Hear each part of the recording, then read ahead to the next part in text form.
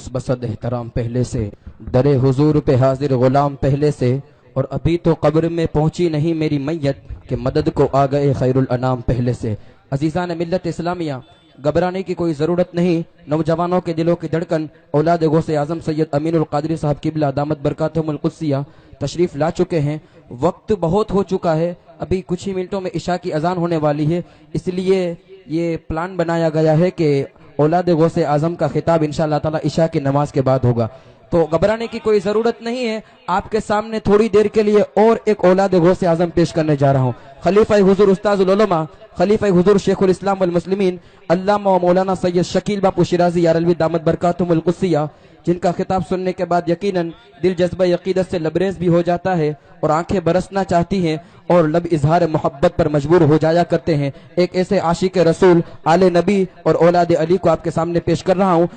ان کا استقبال نعرہ تکبیر اور رسالت سے کرے۔ نعرہ تکبیر،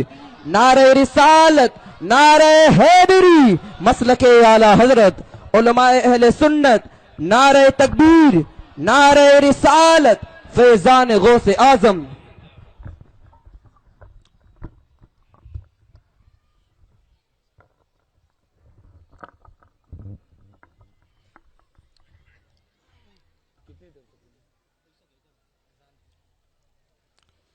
لائق صد احترام معزز سادات ذوی الاحترام و علماء ملت اسلامیہ و حاضرین بزم، بالخصوص اولاد غوث اعظم، نوجوانوں کے دلوں کی دھڑکن، سنیت کی جان سید امین القادری صاحب قبلہ مدظلہ العالی والنورانی۔ معزز سامعین حضرات، السلام علیکم ورحمۃ اللہ وبرکاتہ۔ الحمدللہ رب العالمین والعاقبۃ للمتقین والصلاة والسلام علی من کان نبیا وآدم بین الماء والطین وعلی آلہ واصحابہ الطیبین الطاہرین، اما بعد فاعوذ باللہ من الشیطان الرجیم، بسم اللہ الرحمن الرحیم، انک لعلی خلق عظیم، آمنت باللہ صدق اللہ العظیم۔ آئیے ہم اور آپ مل کر انتہائی عقیدت و احترام اور محبت کے ساتھ گنبد خضرا کی جانب لو لگا کر ہم غریبوں کے غم گسار سید ابرار و اخیار آقا نامدار حضور نبی رحمت جناب محمد الرسول اللہ صلی اللہ تعالی علیہ وسلم کی بارگاہ میں اپنی غلامی کا ثبوت پیش کرتے ہوئے بآواز بلند درود پاک کا نذرانہ پیش کرنے کی سعادتیں حاصل کر لیں اور پڑھیں۔ اللہم صلی علی سیدنا و شفیعنا و حبیبنا و مولانا محمد و بارک صلاۃ و سلاما علیک یا رسول اللہ صلی اللہ تعالی علیہ وسلم۔ عرش حق ہے مسند رفعت رسول اللہ کی، عرش حق ہے مسند رفعت رسول اللہ کی، دیکھنی ہے حشر میں عزت رسول اللہ کی۔ اور وہ جہنم میں گیا جو ان سے مستغنی ہوا، وہ جہنم میں گیا جو ان سے مستغنی ہوا، ہے خلیل اللہ کو حاجت رسول اللہ کی، ہے خلیل اللہ کو حاجت رسول اللہ کی۔ اور تجھ سے اور جنت سے کیا مطلب وہاں بھی دور ہو، تجھ سے اور جنت سے کیا مطلب وہاں بھی دور ہو، ہم رسول اللہ کے جنت رسول اللہ کی،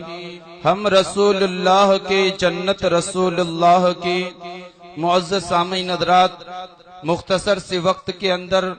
مجھے آپ حضرات کے سامنے پیش کیا گیا ہے۔ میں مختصر سے وقت میں اللہ تبارک و تعالیٰ کی توفیق سے اور اس کے رسول صلی اللہ تعالی علیہ وسلم کی عنایت سے جتنا ہو سکے گا اللہ اور اس کے رسول کے فرمان کو آپ تک پہنچانے کی کوشش کروں گا۔ اللہ تبارک و تعالیٰ کی بارگاہ میں دعا گو ہوں کہ اللہ رب العزت اس کے متعلق مجھے حق کہنے کی توفیق عطا فرمائے، آپ کو حق سننے کی توفیق عطا فرمائے، اور رب قدیر ہم سب کو اس پر عمل کرنے کی اور اسے عام کرنے کی توفیق عطا فرمائے۔ معزز سامعین حضرات،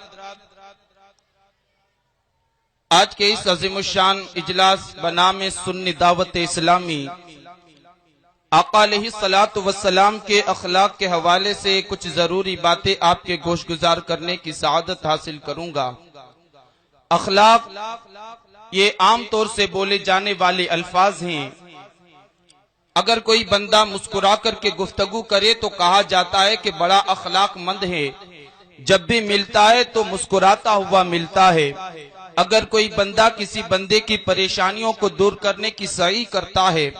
اور کوشش کرتا ہے تو معاشرے کے اندر یہ مشہور ہو جاتا ہے کہ یہ بندہ بڑا خلیق ہے، جب بھی کسی بندے کی مصیبت کو دیکھتا ہے تو برداشت نہیں کر سکتا اور اس کے دفاع کی وہ کوشش کرتا ہے۔ عزیزان ملت اسلامیہ، اخلاق اپنے اندر ایک عظیم الشان دامن کو سمیٹے ہوئے ہیں اور اس کی برکتیں بے پناہ ہیں۔ اخلاق عظیم الشان جس بندے کو میسر آ جاتے ہیں، اور جب بندہ با اخلاق ہو جاتا ہے تو پھر اسے عزت تلاش کرنے کی ضرورت نہیں پڑتی ہے۔ اگر وہ بازار میں ہو اور اخلاق کا مظاہرہ کرے تو لوگوں کے دلوں کا وہ محبوب بن جاتا ہے۔ اگر بندہ اخلاق کے ساتھ اپنے گھر کے اندر رہتا ہے تو گھر کے لوگوں کی آنکھوں کا چین بن جایا کرتا ہے۔ اگر بندہ جو ہے معاشرے کے اندر رہ کر کے اخلاق کا مظاہرہ کرتا ہے اور بہترین اخلاق کے ساتھ اپنی زندگی کی ساعتوں کو گزارتا ہے تو معاشرے کی نگاہوں کے اندر وہ بڑا معزز تصور کیا جاتا ہے کہ انسان مند ہے۔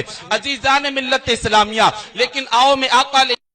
السلام کے اخلاق کے حوالے سے عرض کروں، اس کی کیفیت یہ ہے، اخلاق ہمارے اندر سے نکلتے جا رہے ہیں۔ آج ہماری اور آپ کی کیفیت یہ ہے، اخلاق کا فقدان ہماری زندگیوں کے اندر نظر آتا ہے اور حالات اس طریقے سے بگڑ چکے ہیں کہ ایک بیٹا اپنے باپ کے ساتھ اخلاق کے ساتھ پیش نہیں آ رہا ہے، ایک بیٹی اپنے ماں کے ساتھ محبت سے گفتگو کرنے کے لیے تیار نہیں ہے، ایک گھر میں رہنے والے دو بھائی آپس میں محبت کی بجائے ان کے درمیان نفرتوں کی دیواریں کھڑی نظر آتی ہے۔ عزیزان ملت اسلامیہ، یہ اس وقت ہوا جب ہم نے آقا علیہ الصلوۃ والسلام کی سیرت پاک کو پس پشت ڈال کر اپنی طبیعت کے غلام بن گئے۔ جب تک کہ آقا کی شریعت کے غلام تھے، دنیا کل بھی ہماری عزت کرتی تھی اور آج بھی دنیا ہماری عزت کرے گی، لیکن شرط یہ ہے ہمیں آقا علیہ السلام کی پیروی کرنی ہوگی، آقا علیہ السلام کے اسوہ حسنہ پر عمل کرنا ہوگا۔ آؤ میں آقا علیہ الصلوۃ والسلام کے اخلاق کے حوالے سے پیش کروں۔ میرے آقا علیہ الصلوۃ والسلام نے ایک وفد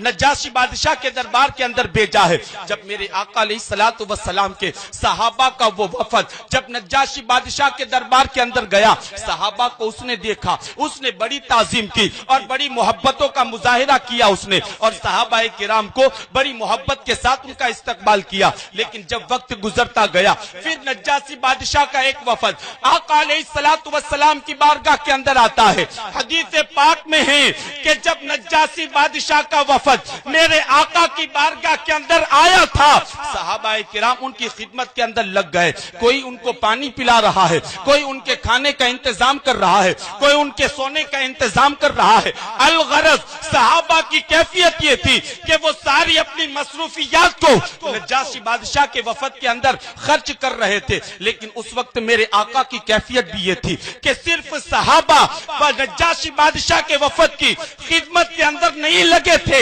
بلکہ میرے آقا علیہ الصلوۃ والسلام بھی لگے ہوئے تھے۔ میرے آقا علیہ الصلوۃ والسلام کے صحابہ نے جب آقا کو دیکھا کہ نجاشی بادشاہ کے وفد کی آقا علیہ السلام خود خدمت کرتے ہیں اور ان کے لیے میرے آقا علیہ الصلوۃ والسلام جد و جہد کرتے ہیں، صحابہ حضور کی بارگاہ میں پہنچے اور پہنچ کر کے عرض کرتے ہیں، یا رسول اللہ علیہ الصلوۃ والسلام، حضور ہم آپ کے غلام موجود ہیں، آقا آپ ہمیں ارشاد فرمائیں، آقا آپ ہمیں حکم دے دیں، ہم آپ کے حکم پر اپنی جان کو قربان کرنے کے لیے تیار ہیں، آقا آپ خدمت نہ کریں۔ اس وقت میرے آقا نے ایک تاریخی جملہ ارشاد فرمایا تھا، اس وقت میرے آقا کی بارگاہ کے اندر جب صحابہ نے کہا تھا، میرے آقا نے ایک جملہ ارشاد فرمایا تھا، صحابہ نے کہا یا رسول اللہ ہم آپ کے غلام موجود ہیں، ہمارے ہوتے ہوئے آپ تکلیفیں نہ اٹھائیں۔ اس وقت میرے آقا نے فرمایا تھا، میرے صحابہ اس بات سے مجھے نہ روکو، اس لیے کہ جب میرے غلام نجاشی کے دربار کے اندر گئے تھے تو اس نے میرے صحابہ صحابہ کی تعظیم کی تھی، آج جب اس کے ساتھی میرے پاس آ گئے، مجھ پر بھی یہ ضروری ہوتا ہے کہ میں ان کی خدمت کروں، مجھ پر بھی یہ ضروری ہوتا ہے کہ میں ان کا ویلکم کروں۔ میں آپ سے پوچھنا چاہتا ہوں، وہ آقا ہو کر نجاشی بادشاہ کے جو وفد کا اس طرح سے استقبال کرتے تھے اور اس طرح سے محبتوں کے ساتھ ملتے تھے، آپ سے میں پوچھنا چاہتا ہوں وہ محبتیں ہماری کہاں چلی گئی؟ وہ ہماری محبتیں، اور اس وقت کیفیت یہ ہے کہ اللہ اکبر، کوئی میٹھی زبان بولنے کے لیے تیار نہیں ہے۔ ہمارے اخلاق کا حال یہ ہے کہ کوئی اچھی طریقے سے گفتگو کرنے کے لیے تیار نہیں۔ آپ جانتے ہیں میرے آقا علیہ الصلوۃ والسلام نے ارشاد فرمایا کہ اللہ تبارک و تعالیٰ کے 360 اخلاق ہیں۔ پھر میرے آقا فرماتے ہیں اگر کوئی بندہ اللہ کی توحید کا اقرار کرتے ہوئے اگر ان 360 اخلاق میں سے کسی ایک اخلاق پر عمل کرتا ہے تو وہ بندہ جب قیامت کے دن اللہ کی بارگاہ میں آئے گا، میرے آقا علیہ الصلوۃ والسلام نے فرمایا اللہ تبارک و تعالیٰ اس بندے سے خوش ہو جائے گا، اللہ تبارک و تعالیٰ اس بندے سے راضی ہو جائے گا۔ میرے آقا نے فرمایا اور اس ایک اخلاق پر عمل کرنے کی بنیاد پر اللہ تبارک و تعالیٰ اسے جنت میں داخل فرمائے گا۔ سیدنا صدیق اکبر کھڑے ہو گئے، عرض کرتے ہیں یا رسول اللہ علیہ الصلوۃ والسلام، میرے ماں باپ حضور پر قربان، حضور مجھے یہ بتائیں کیا ان 360 اخلاق میں سے کوئی ایک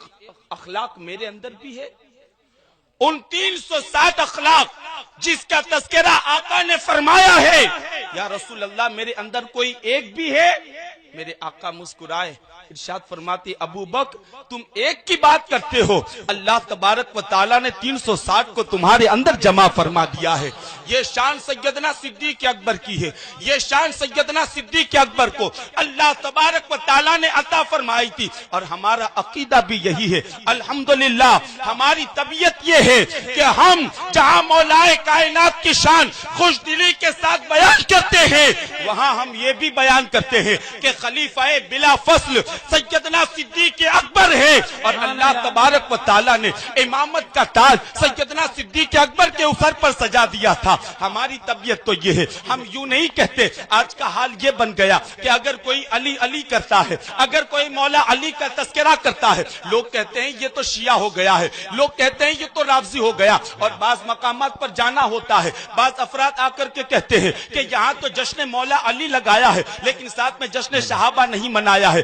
میں کہتا ہوں نادانو، یہ فکر تمہارے اندر کہاں سے آ گئی؟ علی کا نام سن کر تمہیں تو خوش ہو جانا چاہیے تھا کہ اللہ نے تمہارے دل کو علی کی محبت کے لیے چن لیا ہے، اور اللہ اسی دل کے اندر علی کی محبت کو پیدا کرتا ہے جو دل اس لائق ہوتا ہے۔ ہر دل کے اندر اللہ نے علی کی محبت کو پیدا نہیں کیا ہے، ہر دل کے اندر اللہ نے علی کی چاہت کو پیدا نہیں کیا، بلکہ دل تو دل ہے۔ آپ پھلوں کو اٹھا کر کے دیکھیں، پھلوں کا جائزہ لے کر کے دیکھیں، ہر پھل میٹھا آپ کو نظر نہیں آئے گا، ہر پھل جو ہے آپ کو لذیذ نظر نہیں آئے گا، بلکہ پھلوں کے اندر بعض پھل آپ کو میٹھے نظر آئیں گے، بعض پھل آپ کو تیکھے نظر آئیں گے، بعض پھل آپ کو کڑوے نظر آئیں گے۔ کیا ہم اور آپ نے کبھی یہ جاننے کی کوشش کی کہ آخر پھلوں کے اندر یہ کیفیت کیوں پیدا ہو گئی؟ آؤ میرے آقا کے فرمان کا مفہوم سنو۔ آقا نے فرمایا علی تمہاری محبت کو اللہ نے پھلوں پر پیدا فرمایا، تو جس پھل نے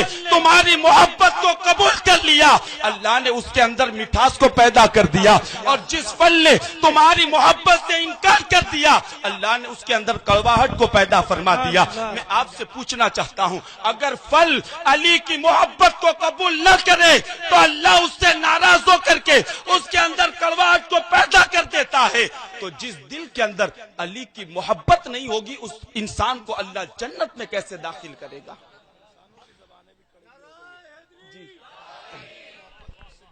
نعرہ تکبیر، نعرہ رسالت، نعرہ حیدری۔ اور اس وقت کیفیت یہ ہے کہ اللہ اکبر، علی کا نام سننے کے بعد لوگوں کے ذہنوں کے اندر شکوک پیدا ہو جاتے، یہ شیعہ تو نہیں ہو گئے۔ سن لو، ہمارا عقیدہ ہے اور متفقہ فیصلہ ہے کہ ہم سیدنا صدیق اکبر رضی اللہ تعالیٰ عنہ کو خلیفہ بلا فصل تسلیم کرتے ہیں، اور ہمارا یہ بھی عقیدہ ہے کہ اللہ کے رسول صلی اللہ علیہ وسلم نے علی کو یہ پاور اور طاقت عطا فرمائی ہے کہ کہ جنت میں کوئی بندہ اس وقت تک داخل نہیں ہو سکتا جب تک کہ علی اسے جانے کی اجازت نہیں دے دیں گے. یہ میں اپنے عقیدت کی غلو کی بنیاد پر نہیں کہتا، آقا کی حدیث سے پڑھو. ہماری بدقسمتی یہ ہے کہ ہم نے حضور کے فرمان کو پڑھنے کی کوشش نہیں کی. ایک مرتبہ روایت میں آتا ہے